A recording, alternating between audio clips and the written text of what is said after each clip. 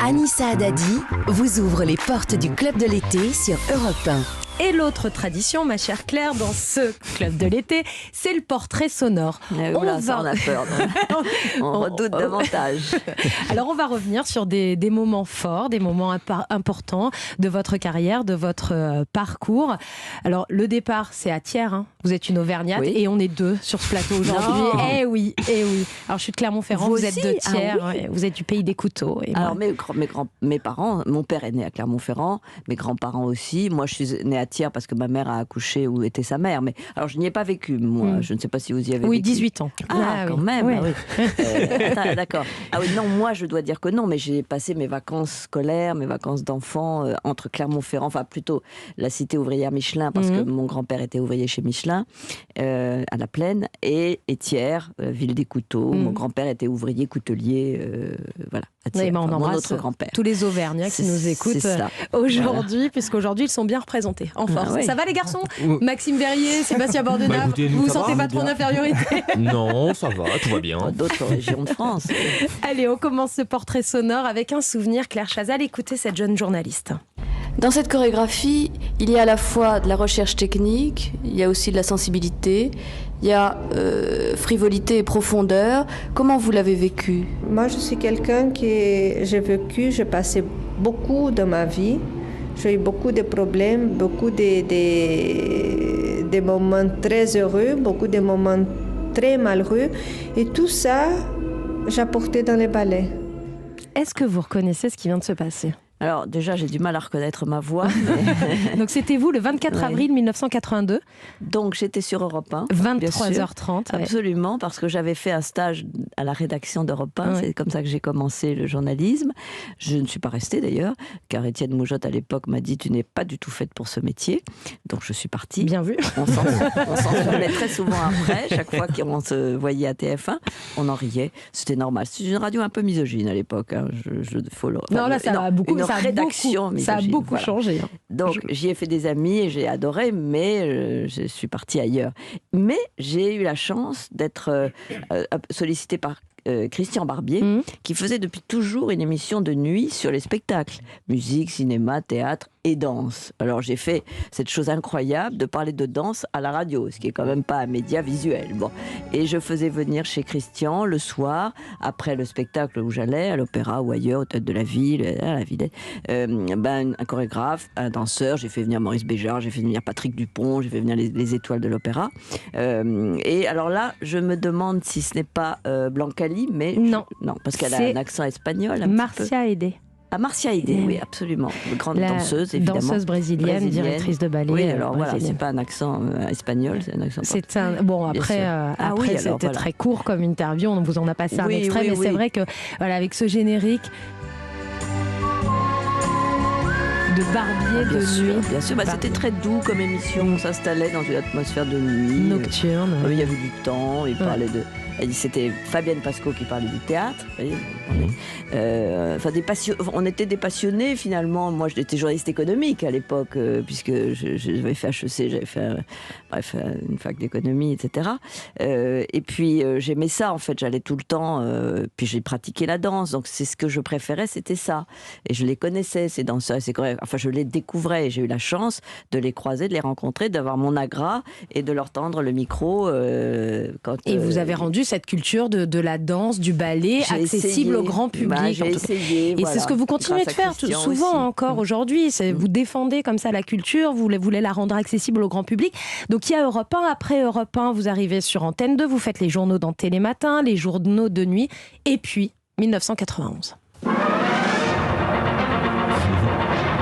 16 août.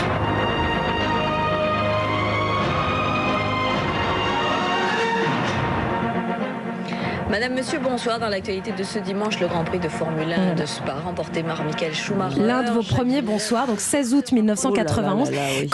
Comment ça débute l'histoire de TF1 ? Comment on vient vous chercher d'Antenne 2 à TF1 ?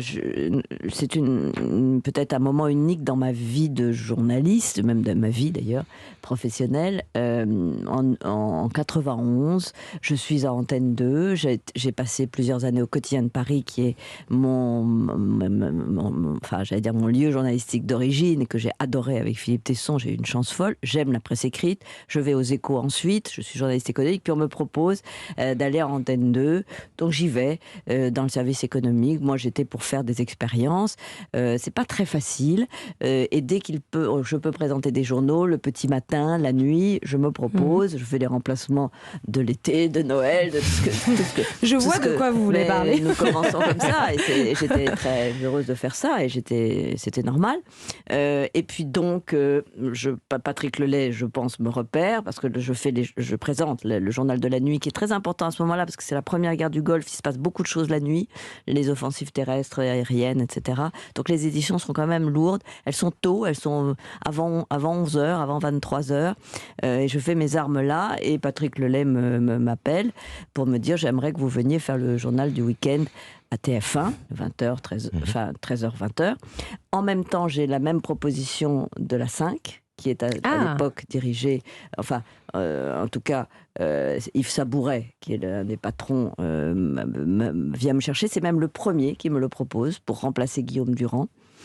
Je ne sais pas pourquoi il avait souhaité changer, mais il voulait... voilà. Et la 2, sur laquelle je suis, Antenne 2, et non pas France 2, me dit, mais moi, Éric Juilly, Hervé Bourges, me dit, mais on te donne aussi le 20h. Donc, à cette époque de ma vie, j'avais 34 ans, on me propose 3 20h sur 3 chaînes. Voilà. Alors, je précise que c'était une époque où il fallait féminiser les antennes. Donc, j'ai évidemment profité de ce désir-là.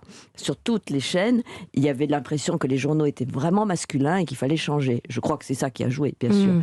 Et ils sont venus me chercher les 3. J'avais donc 3 lettres d'embauche. Même chose, au même salaire. Choix du riche. Voilà. Et j'avais donc...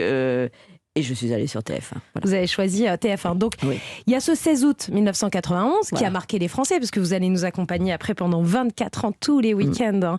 Votre voix va résonner dans des millions de foyers français. Et puis, il y a le 13 septembre 2015. Demain, pour l'information, vous retrouverez Jean-Pierre Pernaut à 13h, Gilles Boulot à 20h. Il me reste à vous remercier infiniment d'avoir été fidèle pendant 24 ans à ces journaux du week-end. J'ai été très heureuse et fière de les préparer, de les présenter. Nous avions tissé ensemble, je crois, un lien très fort et extrêmement précieux pour moi. Et je ressens aujourd'hui une immense tristesse de devoir ne plus assumer la mission que m'avait confiée Francis Bouygues. On est encore très émus tous à réécouter ces mots. Vous nous avez surpris. On est plus de 12 millions à vous suivre ce soir-là, au moment de vos au revoir. Est-ce que vous pouvez nous raconter comment vous avez appris ce fin après 24 ans de JT ? Comme souvent dans cette chaîne qui était TF1, qui a été une chaîne formidable sur le plan, j'allais dire, de la confiance qu'on accorde aux collaborateurs, des perspectives de carrière, des salaires, de l'indépendance de la rédaction, et je tiens à le préciser, de la liberté que nous avions.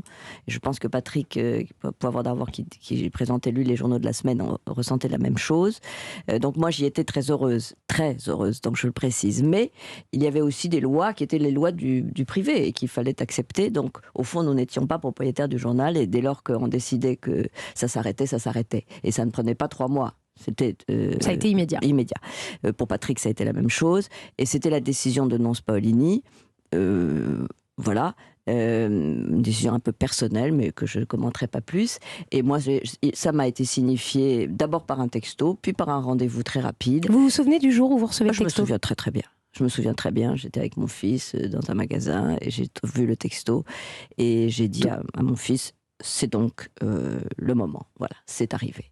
Donc voilà, c'était en septembre 2015,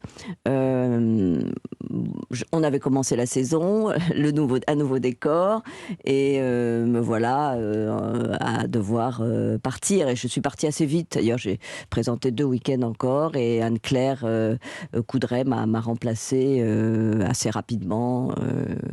Alors ça a été un choc pour les Français, Claire Chazal, mais ça nous a permis aussi de vous découvrir ailleurs, sur d'autres formats, et notamment sur le service public, et ça aussi, on va en parler. Vous êtes membre du jury du festival Lacoste dans le Vaucluse, ça aussi, c'est notre balade de l'été, et c'est à suivre dans un instant sur Europe 1, tout de suite. Le club de l'été. Anissa Haddadi sur Europe 1.